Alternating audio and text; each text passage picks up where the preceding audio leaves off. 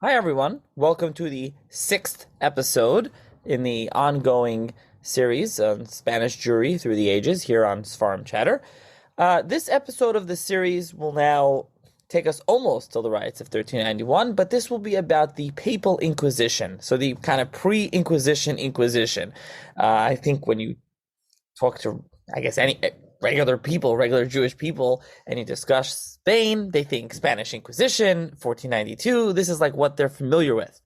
But I think what they may not be familiar with, and they probably aren't, is the Papal Inquisition, which is kind of predates the Spanish Inquisition. So you'll hear that term throughout this episode, how there's the Spanish Inquisition, which is under the jurisdiction of the crown, which will become unified Spain.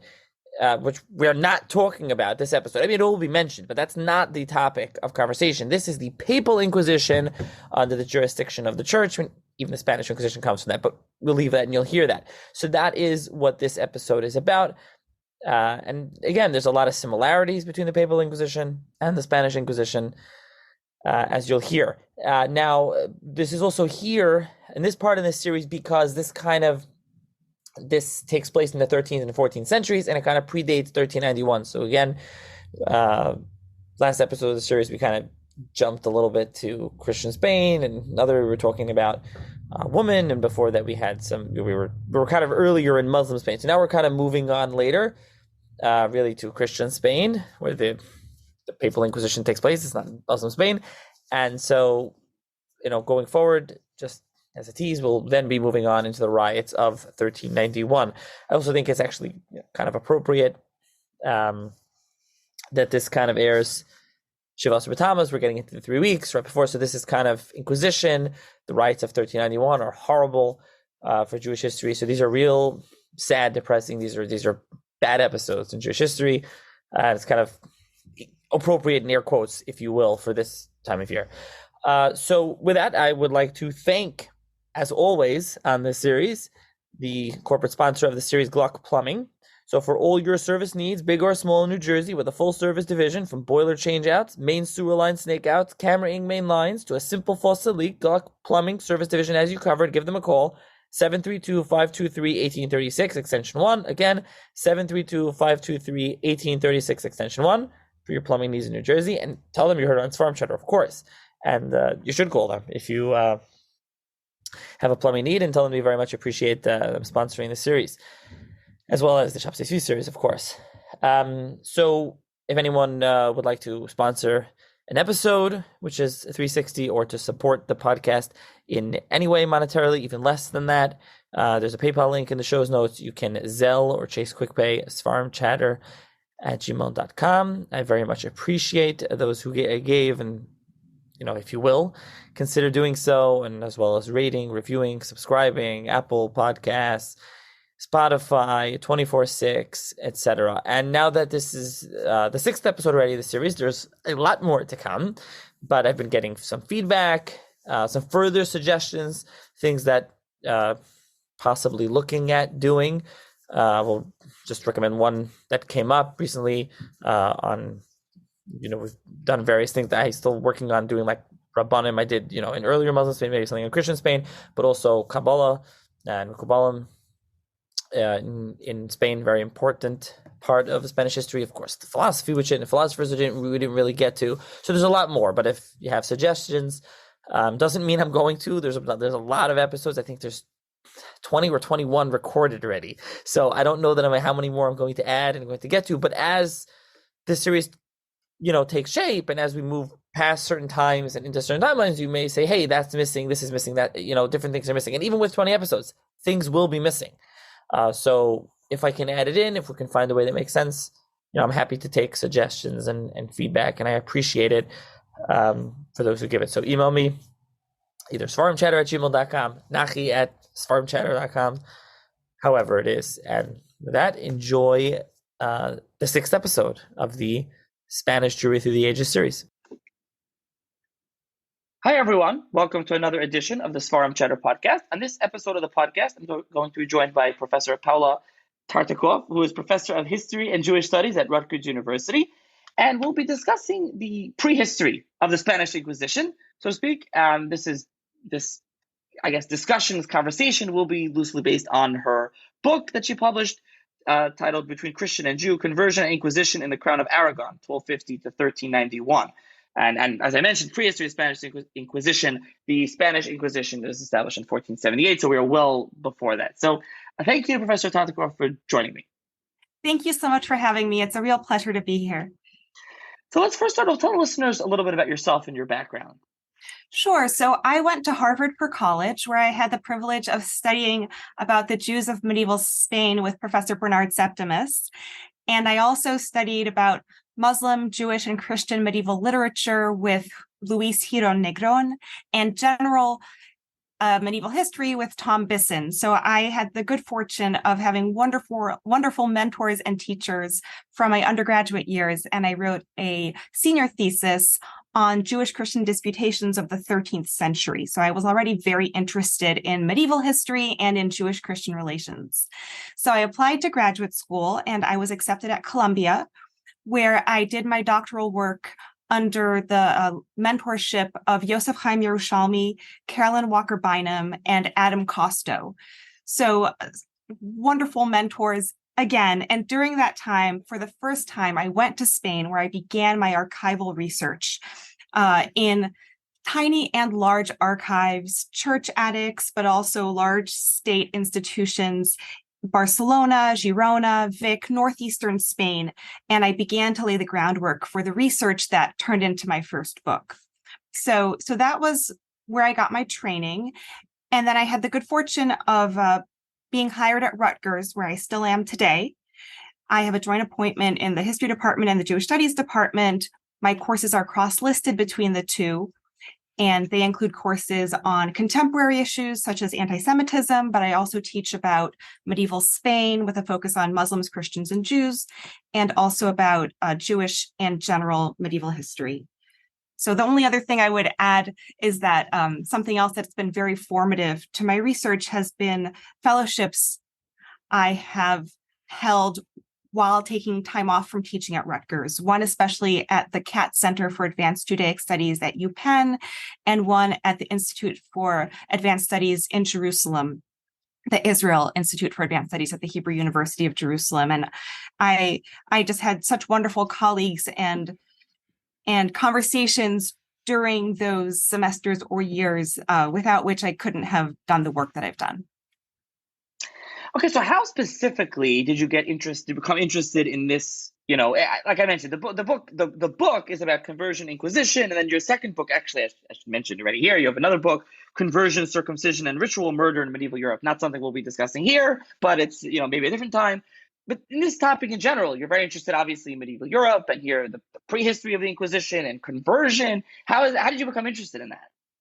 So when I was in graduate school and I was, for the first time, doing what they call a fishing expedition in archives in Europe, just to kind of see what's available, what might strike my fancy, what's feasible, I came across something that I had read about in a footnote in an older article, which was in the archive of the Cathedral of Barcelona, which is up on top of the roof of the cathedral, and you have to take this tiny little elevator up there.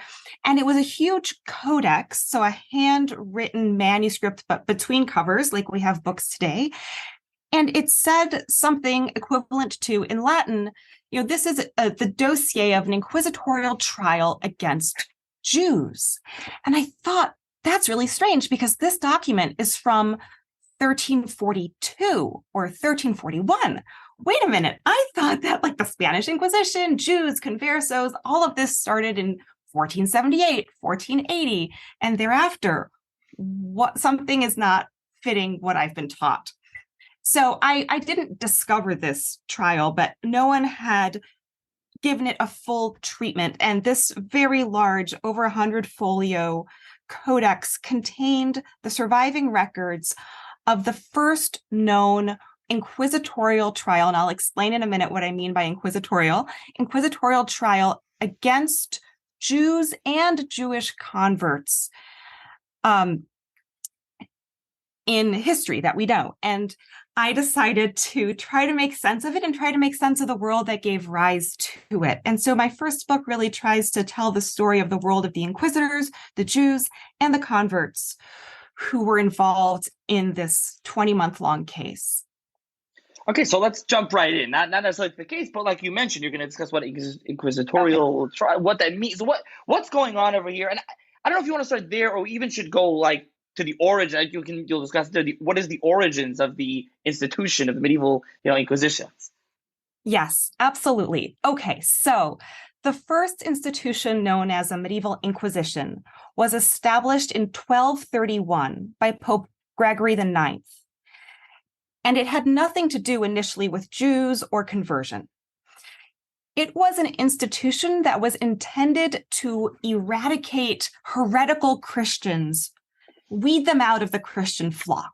So at this time and during the preceding decades, there was a growing sense among the church hierarchy that there were groups developing and gaining power and influence within, the Christian community in Europe, especially in the south of France, known as Cathars, Waldensians, spiritual Franciscans, Beguines, others over time. And the popes and bishops tried different ways to stamp them out, and nothing was working. So in the early 1230s, Gregory IX decides, I'm going to name special sort of judges called inquisitors, and to inquire, to investigate, right? The meaning of the term inquisition means an investigation. These are going to be highly educated churchmen. And in fact, having the profession of inquisitor will come to be seen as an important stepping stone in a church career already in its early days. And they are going to follow a certain judicial procedure to suss out heretics and either reconcile them to the church or get rid of them. So I don't know if you have any questions about what I've said so far, but I could say a little bit about what that special procedure was and what was new about it at the time. Yeah, sure. I think that's what we should discuss. Exactly. Excellent. Okay. So we tend to think of the Inquisition as, and in many ways it absolutely was, a brutal, horrific, torturing machine. What isn't as often understood is that in the 1230s, when the first inquisitors began their work, they were reviving a judicial procedure from ancient Rome that prioritized human reason as the way of judging guilt and innocence, instead of what had been being prioritized for many centuries at this point in Christian Europe, which was letting, quote unquote, God decide who was guilty and who was innocent by, for instance, trial by ordeal. So you would, in trial by ordeal, maybe have someone walk barefoot on hot coals and see if miraculously they were unharmed, that meant that they were innocent. Or if, according to the doctor, they were harmed less than one might expect. I mean, these things are very subjective. Or, dip somebody in freezing water, submerge them and see how they react. So this kind of thing was previously predominantly practiced. An inquisitorial procedure was going to instead be based on testimony, confession, human beings' words. And that was seen at the time as sort of a great step forward in the types of legal methods that were going to be used. And so these inquisitors who were tasked with eradicating Christian heresy were supposed to use confessions and testimonies, especially of eyewitnesses, to determine who was guilty, who was innocent, and sort of compare evidence and come to a reasoned, rational decision in each case. Okay, now if we go forward a little bit. So let's go towards Spain. So like you said, this is kind of beginning. So to be clear, I don't know if you did say, so that was kind of, you said, by Pope Gregory the Ninth, I think you said, but where was that? And then from there, how do we get to Spain? And we'll define really Aragon, but how do we get there? And when does that happen? Right. So these first inquisitors are actually sent to largely the south of France, which is right across the Pyrenees from the north of Spain. So it's not very far. And within a few decades, you have inquisitors often working in teams of two who have been sent out on missions, so to speak, in many different regions of Western Europe. So that includes the Crown of Aragon, which is northeastern Spain, three regions: Catalonia, Aragon, and Valencia. And so we start to have inquisitorial activity there in the 13th century for sure. Okay. And yes. Okay, so kind of the time period, I guess. Now you mentioned this is already later. Your main case, and that's a lot what your book talking about in 1342, in the mid 14th century. So it's already beginning much earlier.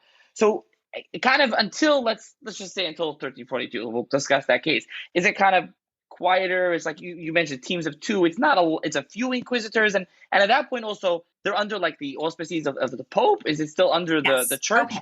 So until this is a big difference between the Papal Inquisition and the Spanish Inquisition. So the Spanish Inquisition, as you know, is established in 1478, and it is a royal institution. It's established by Ferdinand and Isabella, king and queen of the newly united Aragon and Castile.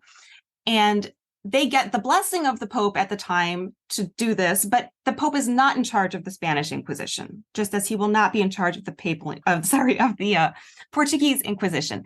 He will be in charge later on of the Roman Inquisition, which is what prosecutes Galileo, which many people have heard of that case, for example. But the Papal Inquisition, the first one, was headed by the Pope, not by kings, queens, or any other secular authorities. But both and all of these inquisitions are staffed by churchmen from various orders, initially Franciscans, Dominicans, later Jesuits, and others as well. So basically anything, and what a lot of we'll be discussing here in this episode, until essentially you're saying 1478, until the Spanish Inquisition is established, is the Papal Inquisition. So even though... Exactly. Got it. So this case that you mentioned that we're going to talk about in 1342, that's a Papal Inquisition thing. Correct. And so because all of Western Europe was Catholic at the time, the Pope could send out, well, right, I mean, there were Jews living there, but it was no separation between church and state. The Pope could send inquisitors to any place within Western Christendom. So it made no difference whether it was German lands or what we would consider France or what we consider Spain. It's all fair game. Now, one more thing before I get to, who this was really aimed at, who they were trying to go after. Like you're saying, they could send them anywhere, but I don't know if you found or others have found other records, were they going elsewhere, or were these inquisitors mainly, was this kind of, even though it was a Papal Inquisition, were there a lot of them in Spain, or were they all over Europe, actually? Not everywhere. For example, not in England, but the greatest activity is in the south of France, and medieval historians have done a tremendous amount of work for generations on the Papal Inquisition and its impact, for example, on the Languedoc region and other regions in the south of France, prosecuting waves of what was called Christian heresy, which gets defined as heresy once you have an orthodoxy that's defined, and all of those things are happening at the same time in the 13th century. Okay, so that's something you mentioned earlier. You said earlier it was aimed at Christian heresy originally, but at a certain point, it starts going after Jews. Does it? Jews, conversos, Muslims. Does it end up going after other non-Christians at what point, or converted Christians? I mean, does it go after both those, non-Christians and converted, or is it only after one? And when does that begin? Absolutely. These are such confusing issues. And just to be clear, I am talking now about the Papal Inquisition. I'm not talking about the Spanish Inquisition, which also is going to go on to prosecute groups who have nothing to do with Judaism later on. So the Papal Inquisition, I think the earliest references I found to the Papal Inquisition going after Jewish converts to Christianity are from the 1260s, which doesn't mean that it didn't happen earlier. We have very fragmentary survival of evidence for this period. But by the early 14th century, there are trials against unbaptized Jews as well. And this is really interesting because, technically speaking, none of these inquisitions had jurisdiction over anyone who was not baptized, because these were institutions that were supposed to sort of purify the Christian flock and reconcile wayward souls to the church. If you weren't within the Christian flock to begin with, you couldn't be reconciled to the church because you were outside of it. So the Spanish Inquisition, in fact, jumping around, is not going to, for the most part, prosecute unbaptized Jews. A very famous exception to this is the case of the Holy Child of LaGuardia right before the expulsion of 1492, which famous historians have suggested was really one of the last straws that led to the expulsion. In that case, you had Jews and conversos prosecuted together, blamed for ritual murder and host desecration. But what I found strangely was that in the 14th century, the Papal Inquisition actually prosecuted unbaptized Jews many more times. I collected about 70 cases than Jewish converts. And when they prosecuted unbaptized Jews, it was on the grounds that those Jews were harming, endangering, attacking Christians and the Christian faith. And so it was in the name of defending the Christian faith that they were going after these Jews. It wasn't going after Jews for, something that didn't have to do with the respect for the Christian faith or the well-being or safety of Christian souls. So that's the thing. They were saying they were harming them physically or spiritually? Yes, they were harming them spiritually primarily, if we don't get into accusations of ritual murder and host desecration and those kinds of things, which existed as well. But I'll tell you, the three main categories of cases in which the Papal Inquisition tried Jews were A, blasphemy against Christianity, perceived blasphemy, whether in Hebrew books or in public speech, insulting Jesus, insulting Mary, insulting Christians for being Christians. That's number one. Number two, which relates to the case I focused on, for allegedly trying to bring baptized Jews back to Judaism, which was seen as stealing Christian souls, because according to the church, those people are now baptized, they're Christian. According to Jews, they've sinned, but they're still Jews. So there's a different perspective. And the third category is even harder to believe, on charges of allegedly bringing cradle Christians, sort of people who were born into Christian families who had no Jewish background, over to Judaism. So, right, it's not for stabbing a Christian or something violent like that when you say physical. Now there's circumcision, which is involved in conversion to Christianity for men, conversion to Judaism for men. So it gets complicated. And my second book looks a little bit about that, at that overlap, where there's also a perception of Jews as bloodthirsty in the blood libel, etc. But we don't have to talk about that now.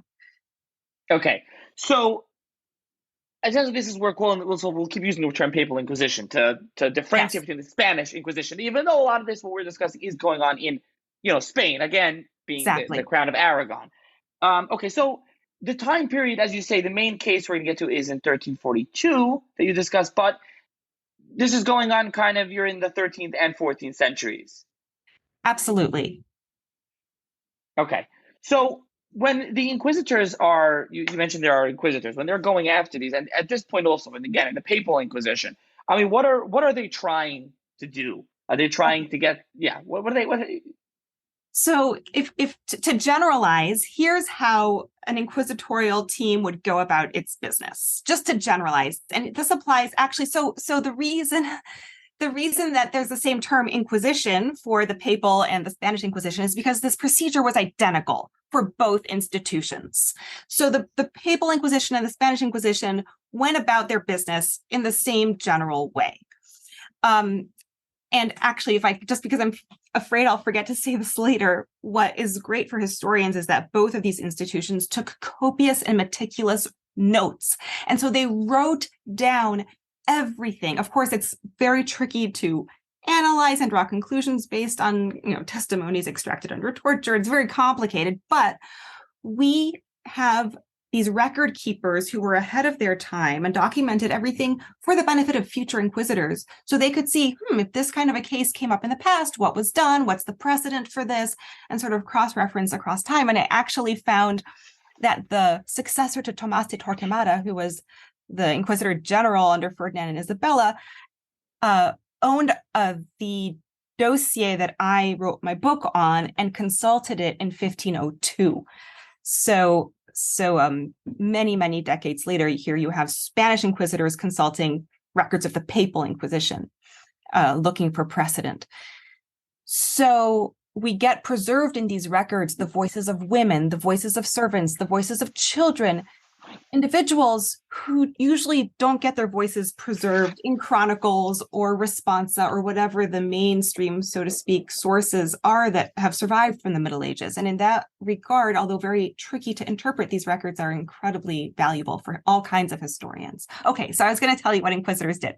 So typically on a Sunday after Mass, they would arrive in the town square. And as people are coming out of church, they would give a speech, a sermon called Issuing an Edict of Grace.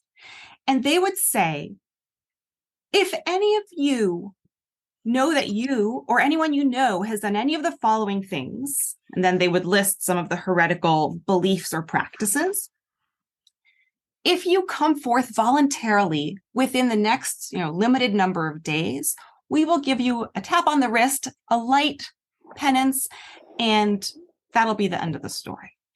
But if you do not come forth, and if you are denounced by somebody else and we have to come track you down, we will detain you and begin proceedings against you, and things will unfold from there. So you see instituted a system where people are denouncing one another, a lot of room for personal retribution and vendettas and that kind of thing. Of course, there were harsh punishments if it was found out that that's what you were doing, but of course that didn't mean that it couldn't happen. And when someone was arrested and detained, they were never told who had denounced them or what they were accused of. So the detainee was really kept not only, at least in theory, in solitary confinement, but also in mental isolation and ignorance. This was part of a number of techniques used by inquisitors to cast their net as widely as possible and try to get people to confess to as many things and to implicate as many other people as possible, and thereby keep constructing these wider and wider webs of association, because the goal was to eradicate erroneous practices and beliefs from the Christian community. And that was seen as a goal so important that it was better to err on the side of being overly zealous than overly cautious. Now, do we know who developed these procedures and how and why they developed? So my understanding is that these general procedures are from ancient Rome. And they are revived at this point a few decades after. So in the 12th century, one has the recovery of a great deal of legal material from the ancient world, and the revival of the study of many of the laws from ancient Rome. And this is one of the consequences of that sort of rediscovery of all of that in the 12th century, 13th century. So, okay. Yeah. So you had, just to finish quickly, you had to have two concordant eyewitnesses or a confession in order to convict someone. And torture came into play when the inquisitors felt that someone needed, quote unquote, a little help confessing. And confession was considered the queen of proofs. Even if it was produced under torture, then you had the next day to sort of repeat what you had said before. Of course, if you refused to, you were brought back to the torture chamber. And you could only be sent to the stake if you refused to repent or if you were found to be a repeat offender. And inquisitors, as churchmen, could not themselves shed blood. And so they called it turning someone over to the secular arm, which meant basically turning you over to the municipal executioner. It was the municipal torturer who came in and tortured, because torture was widely used, and the death penalty as well, not just from the Inquisition, if you were going to be put to death as a repeat offender or someone who was not penitent. And this would then follow, lastly, a very public ceremony, because this all had a lot of pedagogical import to try to instruct the community. Here's what'll happen to you if you believe or do these things, at which the alleged crimes were read out loud and the alleged punishments were read out loud, so that everyone could learn and see the consequences of heresy. Okay, so what happened? So you're saying if someone repented, so to speak, in air quotes, what happened to them then? And also, if neither happened, they didn't confess, even though they're tortured, they didn't repent, would they ever let go? Yes, there's all kinds of outcomes. I don't have statistics, but there are books that do a careful job of, at least for certain regions and certain decades, listing the outcomes of cases. if you repented, you would receive a penance, some kind of what we might think of as a punishment, but it was meant to enable you to kind of work your way back into a good relationship with God. So you might have to make an arduous pilgrimage, or pay a heavy fine, or go around wearing penitential garments that were kind of shaming, because everyone would see from like this huge yellow cross on your front that you were a sinner who had, been considered guilty of very serious sins. Later on, sometimes shame would be brought on your family by association, and there could be repercussions through the generations. It would depend on the time and place, and also on the situation. And there were definitely cases where things were put on hold until further evidence was found. And so someone would kind of live with that sort of Damocles over their head, not knowing if it would ever actually drop, knowing that the Inquisition had an eye on them, but hadn't been able to get sufficient evidence to convict. Okay, so I want to get to some specific cases in a second, but essentially at this point, so just to clarify, so at this point where we're kind of going to be up to now in the mid 14th century, a lot of your main case here, they're going after Jews, converts. No, we mentioned before, who specifically are they, or it's just everybody? So still, Jews and converts are not the focus, are never the focus of the Papal Inquisition. And I want to be clear about that. But they are what I focused on in my research, because I felt like the story needs to be told, that the Spanish Inquisition did not invent prosecuting Jewish converts. In fact, and it prosecuted them for the exact same alleged offenses as earlier inquisitors were doing decades and decades earlier, and unbaptized Jews as well. So we have a variety of Christians who are deemed to be straying from the proper path. And then we have these 70 cases. We don't have records of the trials of most of them. So that's also why this dossier that I encountered is so phenomenal, even though it too is not complete, in fact. And then we have about 15 cases where we just have Jewish converts who are prosecuted on charges of returning to Judaism, or what they called Judaizing, associating with Jews, being suspected of trying to go back to being Jewish. Now, at this time, I know later on for sure, at this time also, is reconverting or converting to Judaism from Christianity, is that a capital crime at this point? It is absolutely a capital crime. It is treason, because there is no separation between church and state. So someone who does that, found to do that, will be killed? In theory, yes. It didn't always actually happen. But separately, I can say, the Inquisition aside, there are cases throughout the Middle Ages of cradle Christians converting to Judaism formally. And periodically, these individuals appear in sources because they're burned at the stake. We'll probably never know about the cases that didn't end up in the courts. And we hear about more actually in Jewish sources, but again, only usually when some kind of legal complication arose. Okay, so now let's talk about some specific cases. Especially, we've got a lot of general history out there. Your book does this, and it makes it more interesting, more real, so to speak, when we talk about real cases of people. So the first one, I think the main case here is Pera. I don't know how I'm going to pronounce the name. I'll let you pronounce it. No, that's I think perfect. his name was Pera. Mm-hmm. Pera, and his name was Eliezer originally, right?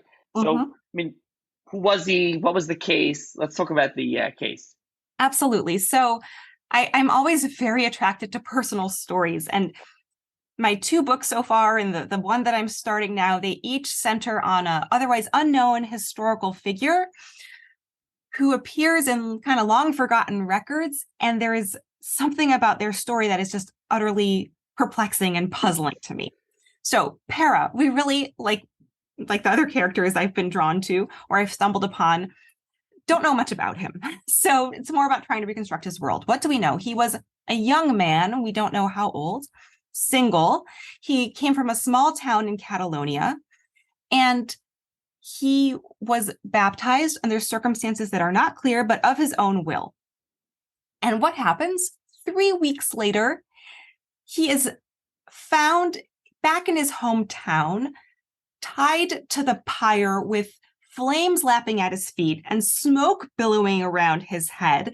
And the local Dominican Master General runs to the scene and says, unbind him, take him down. What's going on here? What didn't he just convert to Christianity from Judaism? The same thing happened a few years ago. I've got to interrogate him and see who put him up to this.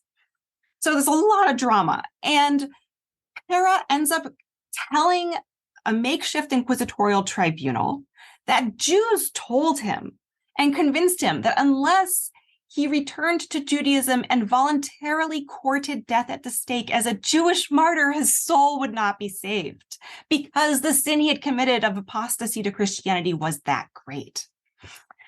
So I had to wrap my head around this. I don't know if I'll ever fully be able to, because no matter how one squares all the different confessions, which contradict each other on some points, it's hard to figure out, the best possible interpretation of what actually happened. But one can still learn a lot from understanding why people might have maintained certain things. And so that's why in the book, the third section is about, what were Jews doing about apostasy to Christianity at this time? Were they trying to bring apostates back to Judaism?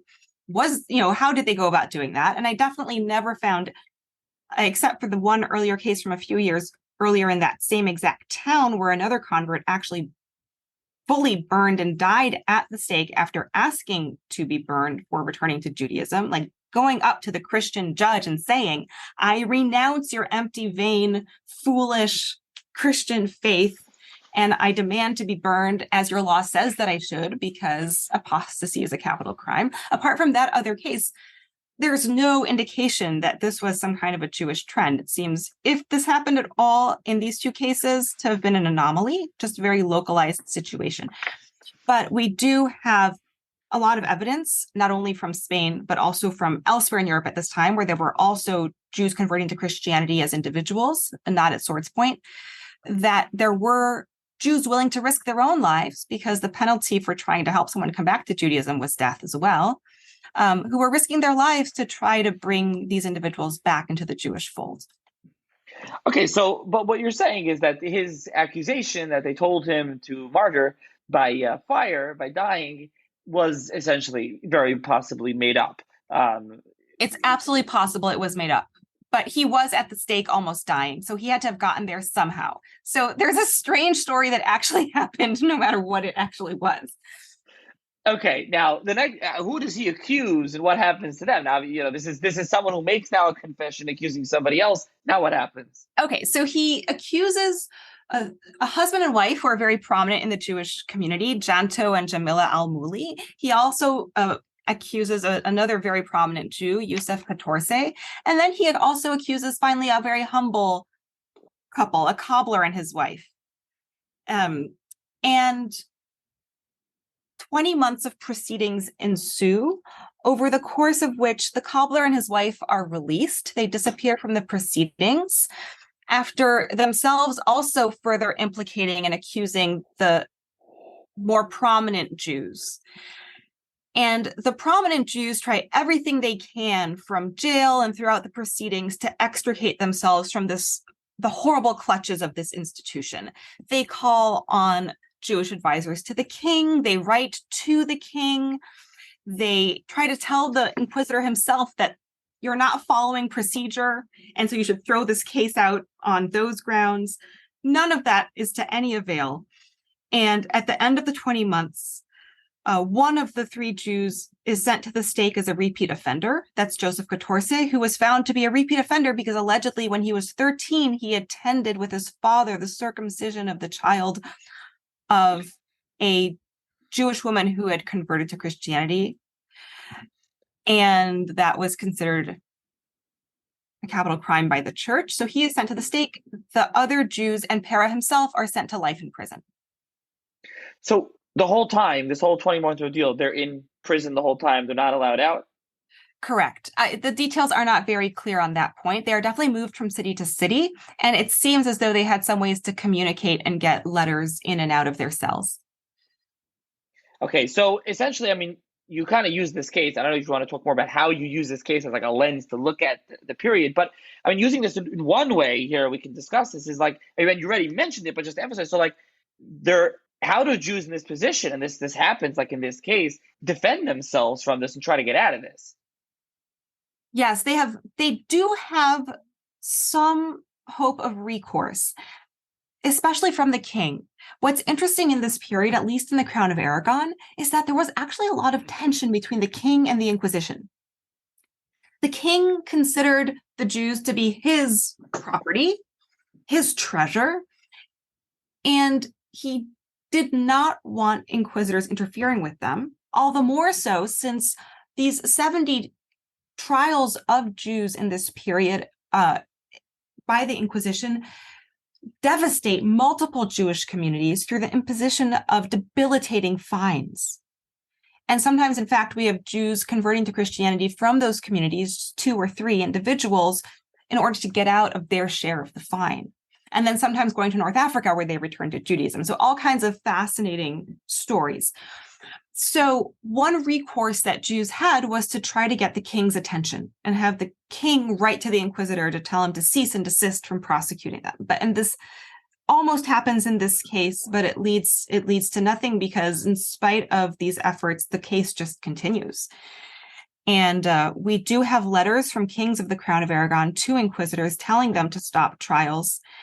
And in at least half of the cases, this does not stop the trial. So it actually speaks to the limits of royal jurisdiction and royal desire to protect the Jews, but sometimes they were not able to, or didn't do everything they could. So that's another distinction then, right, between the Papal Inquisition here and the Spanish Inquisition later on, a century later. Absolutely. Absolutely. There, the king and queen are in charge of the prosecution of converts. Conversos, yes.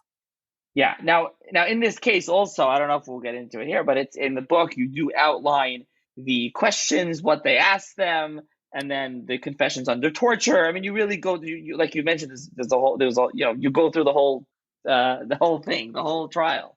Yes. Many of the questions are leading questions where the accused kind of is given a very detailed scenario to which they can kind of say yes or no. This is very problematic, and it causes one to have serious doubts and not take confessions very seriously if they're being fed information to confess. But it's not always clear that that is what's happening. And we do have torture in one case. The Spanish Inquisition used 3 types of torture only, as opposed to what Hollywood would have people believe. So one of them is really the same thing as waterboarding, which we still have today, where someone has their nose pinched and a cloth is put down their throat and water is poured incessantly so they feel like they're drowning. The second is the rack, where you're put on this metal table and these ropes are tied tighter and tighter around you, tearing through your flesh while the metal sinks into your body. And the third is what was applied in this case. It was called the garrucha.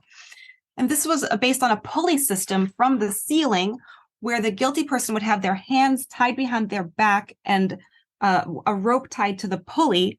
And then they would be slowly lifted off the ground with weights tied to their feet and then allowed to drop with a jolt, dislocating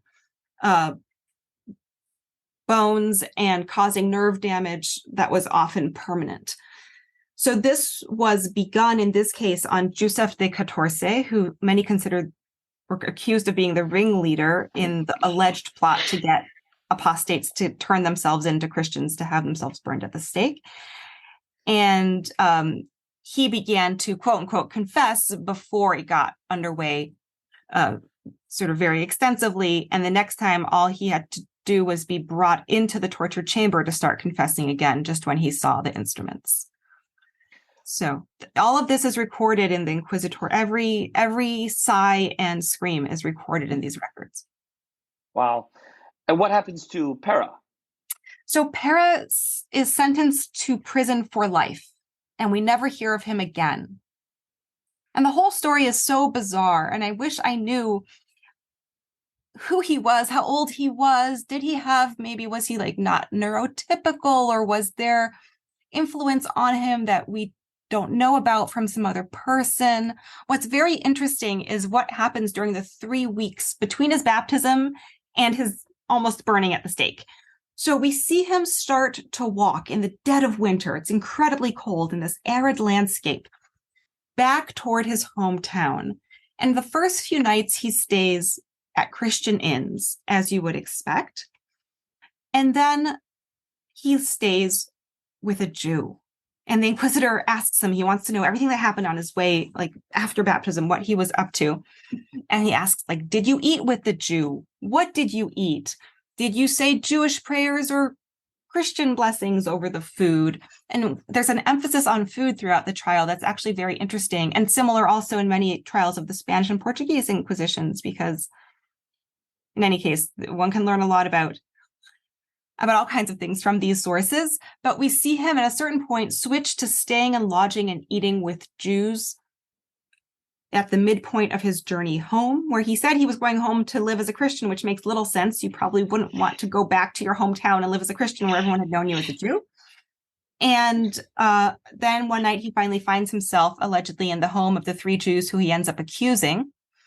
And there at night by this crackling fire, they are said to tell him, what did you do? How could you convert to Christianity? Your soul is not going to be saved. And interestingly, they are said to have recounted this infamous parody of the Gospels, the Toldot Yeshu. And this trial dossier, in fact, contains a unique version of the Toldot Yeshu put in the mouth of one of these Jews who tells this parodic interpretation of Jesus's mother, Mary not having been married to Joseph, and Jesus having stolen the Shem HaMeforash, the ineffable name of God, from the temple and put it on a piece of parchment and sewn it inside of his shin. And that's what gave him powers to work miracles. And he's a charlatan and all of the rest. And that's one of only, just one of the many fascinating things that jump off the folios of this codex. So here we have in Latin, a version of the Toldot Yeshu inscribed into a manuscript by inquisitors in the 1340s. So I want to follow up a little bit about the sources. I know you mentioned earlier, and this is, the case, like you said, with all these inquisitions, the papal, the Spanish, they have copious records, everything's written down. But as you mentioned, and many historians, this has been a question, how reliable, how do you use these sources? So just explain to the listeners, because I'm sure many are sitting here and saying, well, there's torture, there's threats of torture, you described it, and suddenly we're saying, well, look what happened. Well, how do we know that's true? I mean, all these, how can you use these sources? So how do you and other historians, I mean, is there a consensus even, but how do you use such sources when you're trying to, craft a historical narrative or trying to figure out what really happened? Yes. So what I do in the book is what I feel is the only responsible thing to do when one doesn't have a critical mass of sources against which to compare various matters. I lay out what the sources say. I raise questions about them, and I explore multiple possible ways of understanding what we have in each step of the trial. So I do not, unfortunately, I wish I could write historical fiction, but I don't. It's a monograph. And so I feel like I have to be very careful and very faithful to my sources and just help bring them to my readers. And my readers can make their own judgments and their own assessments. And my job, I feel, is to be as accurate and circumspect as possible in presenting the material in English and showing, okay, let me tell you about the context of each of these issues. And in light of that historical context and these other documents that we have, what would be plausible? And then here are some options for you, dear reader. But I don't pretend to know at all what actually happened. All I know is that this case actually happened and these accusations were actually made and these men and women suffered and died and maybe survived. We don't know. And all of that is real and deserves to be told. And it's part of a much longer history, or a history that has deeper roots than we previously realized. Okay, so now the next thing, and something that's related to this case and things that we've discussed about, is the accusations that Pera made against the other Jews. I'm not going to say their names. I'm going to butcher the names, but was that they were trying to bring him back to Judaism, or kind of, we discussed he should martyr himself. But I mean, I guess really we should go to it. First of all, how common was it to convert to Christianity? I guess before really 1391, which was about. I'm not sure what point this episode is in the series, if listeners have heard the episode on 1391 or not. So either yes, you did, they're familiar with it, or no, stay tuned. And so when there was really forced conversion, so before this, how common was that? Why were they converting? Yes. So in 1391, as listeners will probably know, there are massacres and forced conversions of Jews across much of the Iberian Peninsula. Hundreds of thousands of Jews are murdered and forcibly converted to Christianity. This is a watershed moment in Jewish history. Never before had there been such large-scale violence against Jews in Christian lands in Europe. So traditionally, one learns that that's the turning point, 1391, and that's when one starts talking about Jewish conversion. If people hear about earlier Jewish converts, it's people such as Pablo Cristiani, so Jews who converted to Christianity and rose in the ranks of the church hierarchy and became prominent anti-Jewish polemicists and disputants, for example, at the Barcelona disputation of 1263, or Nicholas Donin earlier at the Paris disputation of 1240. That's what people have heard of, maybe a handful here and there, and then 1391, we have just a wave of conversion, and thereafter there's more. What I found as I started digging deeper into archives in unpublished sources is that there was a steady stream of Jews converting, not at sword's point, during the 13th and 14th centuries. These include women, these include people of humble means, and some wealthy individuals. And it's hard to generalize about the group because there are many stories, and unfortunately, very frustratingly, the historian often just gets a snapshot of a moment in one of their lives and doesn't know what happened before or after. So you get a document that names someone in a certain time and place and situation, and you don't really get the movie, you just get the picture. But one observation I've been able to make is that many of these individuals, you can't see into their souls across centuries, for sure, especially based on what survives. We don't even have baptismal records from this period. Many of them were escaping very difficult personal circumstances. These included bankruptcy and poverty. They included punishments for crimes that they actually had committed, sometimes punishments that the Jewish community was about to level on them. Also included wanting to marry someone who you couldn't marry, another Jew, in other words. In fact, most of the converts I find who marry after converting to Christianity, all of them, in fact, almost all, not all of them, are marrying fellow Jewish converts to Christianity. So in some cases, it's somebody who couldn't get a divorce from their husband, really wanted to marry somebody else, and so they're baptized, and so is the person they want to marry. And then sometimes the husband also gets baptized, and then you have a real problem. I have a letter from a bishop trying to deal with a group of 3 in that situation. We also have individuals who seemed to have a lot of problems within the Jewish community, a lot of tension, a lot of conflict, maybe differences of opinion, and they convert to Christianity as maybe a desperate move of last resort under desperate circumstances. This is the time of the 100 Years' War. We have the Black Death in 1348. We have expulsions of Jews and then readmissions of Jews into France. This is a time with a lot of suffering and hardship for most people, and Jewish conversion is part of that landscape. Now, what are the attitudes of Christians towards these Jewish converts? So on the one hand, so it's complicated because on the one hand, in theory, it's what the church wants is for people to convert to Christianity because it's seen as proof that Christianity is true and superior, and it's a triumph for the church. So in theory, it's great.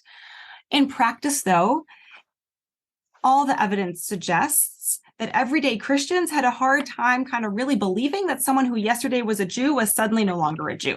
Because they look the same, they sound the same, they know the same things and don't know the same things.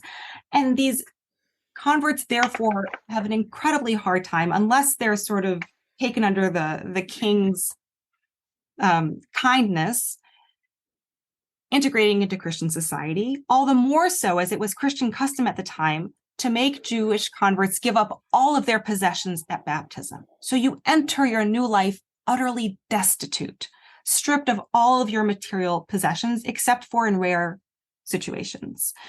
Many of these men and women actually become wandering beggars, and they traipse across Europe from town to town. And what's fascinating is they stay together in groups. They really never integrate, sometimes in multiple generations. And in England, this is not just a Spanish phenomenon. We have in England at this time a domus conversorum, a home for converts, where we have multiple generations of converts living there. And this is a big problem for the church because it's really bad publicity for conversion to Christianity. And what you see these converts as is wandering beggars. So essentially, these converts don't do well, or do some of them do well? Again, air quotes. Some of them, quote unquote, do great. Some of them rise in the ranks of the church hierarchy and write, in fact, many anti-Jewish works. And they become anti-Jewish polemicists. But the majority, and more than we'll ever know, because you have to remember that the poor wandering beggars don't typically get a lot of airtime in medieval media, really are anonymous and forgotten. And they seem to have existed at some points in very large groups in the south of France and the north of Spain. And actually, I'm right now this week finding more evidence about more groups of converts of this kind. Okay, so do converts try to return to Judaism? Do we find that? Yes, we absolutely do. Some try to do so incognito, just by going to a place where they hope nobody knows them, Jews or Christians, and just resuming life as Jews. And we read about this in Jewish sources as well as in Christian sources. But there are also cases where converts approach Jewish authorities wanting to repent and return. And there are also cases where we see, especially relatives of apostates, reaching out to them and trying to convince them to come back to Judaism. And we have Rashba and Ritva, for example, chiming in on what kind of public penance is required of such individuals. And we also have what seem to have been popular rites of re-Judaization that were not mandated by Jewish law, but involved ritual immersion in a mikveh if possible, but also shaving of the head, paring of the nails, and even rubbing sand on parts of the body that had been touched by chrism, which is the holy oil, like that at baptism would have been placed on your forehead, for example. And so there are these sort of performed and very physical and embodied rituals that were in place to move individuals from Christianity back into Judaism that we know persisted. In some instances, hundreds of years later, we find references to some of these elsewhere. So the next thing is really the Jewish attitudes towards these converts or apostates. Everyone want to look at them, and so you mentioned some Jews try to get their relatives or others to come back, but is that kind of like the norm, or there are Jews that are antagonistic and angry about it, attack them even? Exactly. So just as among Christians, there's every opinion under the sun about these fellows, same among Jews, because as you can imagine, it's incredibly dangerous for a Jewish community to be involved in re-Judaizing apostates. Time and again, this is exactly where the Papal Inquisition sinks its fangs into the situation. You are trying to steal Christian souls back, to perdition. You are not allowed to touch these guys. They're Christians now. How dare you? And that's where we get the arrests of communal leaders. And so there are many Jews who want nothing to do with re-Judaizing apostates, let alone converting cradle Christians to Judaism, and want them to just go somewhere else and take their troubles elsewhere. They've sinned, and not to mention what some of these apostates do as Christians when they are polemicizing against Judaism, when they are sometimes preaching conversionary sermons to Jews as Christians.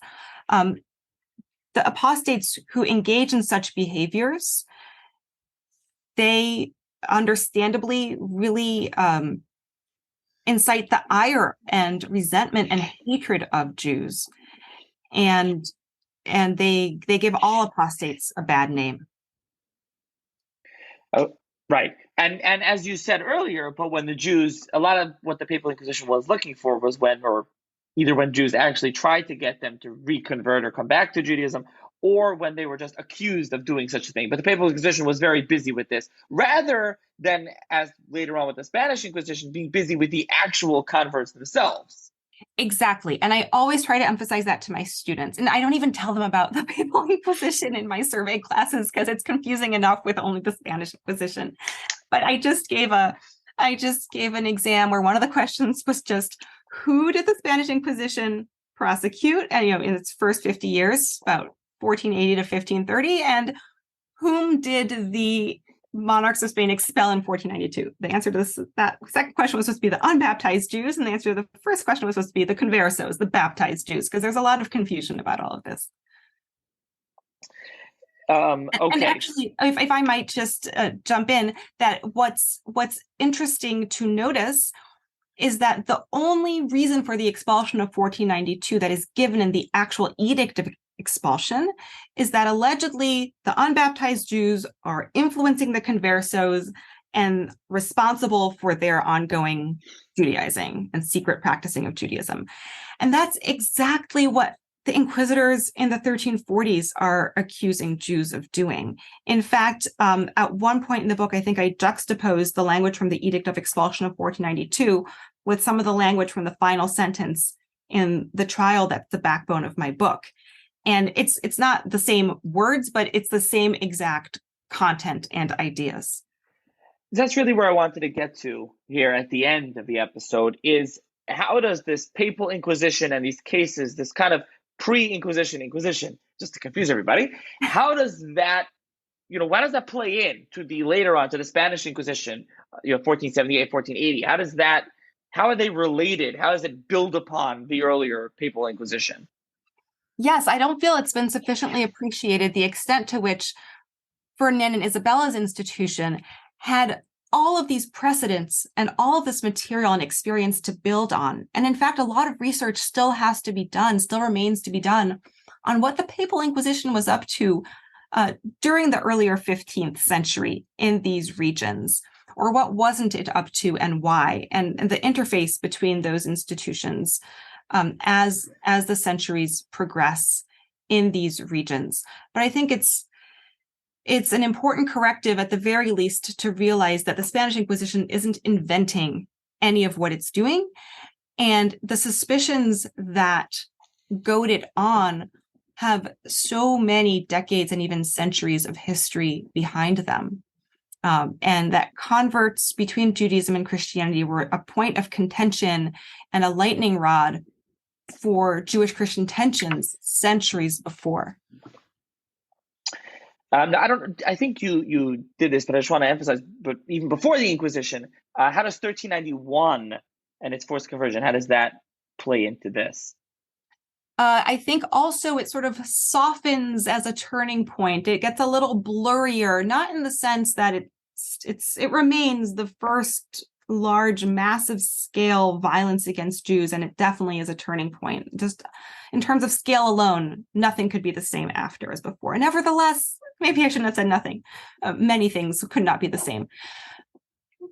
But we see the same ambivalence toward converts and Jews and conversion before as after. And we see the same complexity within the Jewish community before and after, of like, how do we deal with our brothers and sisters who've been baptized? Lots of different opinions, lots of different situations.